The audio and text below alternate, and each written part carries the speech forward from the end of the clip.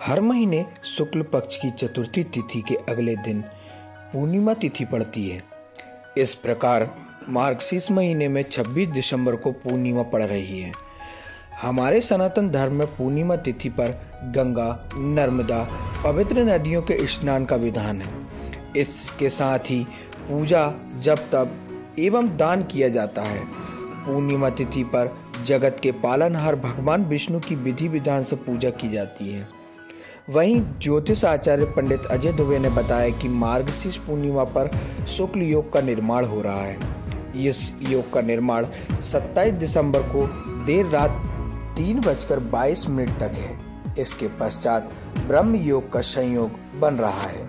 ज्योतिष शुक्ल योग को शुभ मानते हैं। इस योग में भगवान विष्णु की पूजा करने से घर में सुख समृद्धि में वृद्धि होती है एवं समस्त सुखों को प्राप्त होता है। पूर्णिमा हमारी तिथियों में बड़ी सिद्ध तिथि है। सिद्धा तिथि भी इसे ज्योतिष की भाषा में कहा गया है। पूर्णता को प्रदान करने वाली तिथि है और मार्गशीर्ष माह हमने विचार अगर करते हैं तो भगवान श्री कृष्ण का बड़ा प्रिय माह है ये। मार्गशीर्ष मास में किए गए पुण्य से जातक के जीवन में आनंद की प्राप्ति होती है और पूर्णिमा हर प्रकार के संकल्प को पूर्ण करने वाली तिथि है। पूर्णिमा के दिन दिव्य योग का निर्माण हो रहा है, शुक्ल योग का निर्माण हो रहा है। इस दिन प्रातः काल सर्वप्रथम तो जातक को सूर्य उपासना करनी चाहिए और भगवान राधा कृष्ण का अभिषेक अवश्य करना चाहिए। पूर्णिमा के दिन दूध से बनी हुई मिठाई का भगवान को भोग लगाना चाहिए।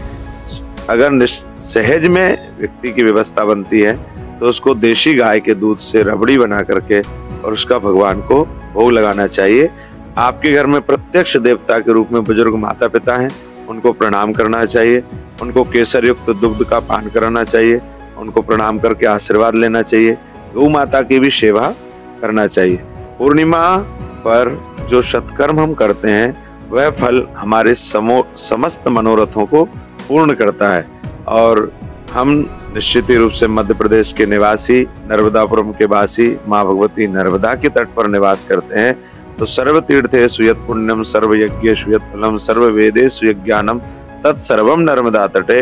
माँ नर्मदा की तट पर पहुंचकर माँ भगवती नर्मदा को प्रणाम करना चाहिए। नर्मदा जी में स्नान करना चाहिए। वहाँ उपस्थित जो ब्राह्मण देवता उनको प्रणाम करके कोई ना कोई सत्कर्म अवश्य करना चाहिए।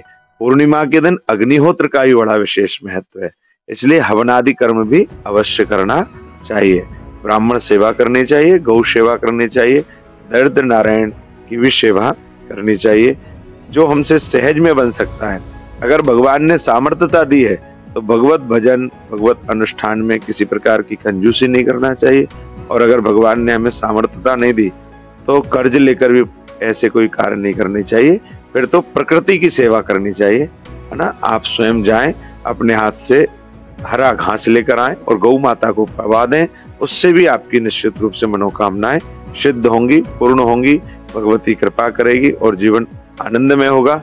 और इस पूर्णिमा को अगर आपने गौ सेवा की तो अगले पूर्णिमा तक भगवती गौ माता ऐसी कृपा करेगी कि आप धन से भी सेवा करने योग्य हो जाएंगे, क्योंकि पूर्णिमा आपको किया गया पुण्य करोड़ों गुना फल प्रदान करता है। इसलिए हमें पूर्णिमा के दिन सत्कर्म अवश्य ही करने चाहिए। हरिओम नर्मदे हर।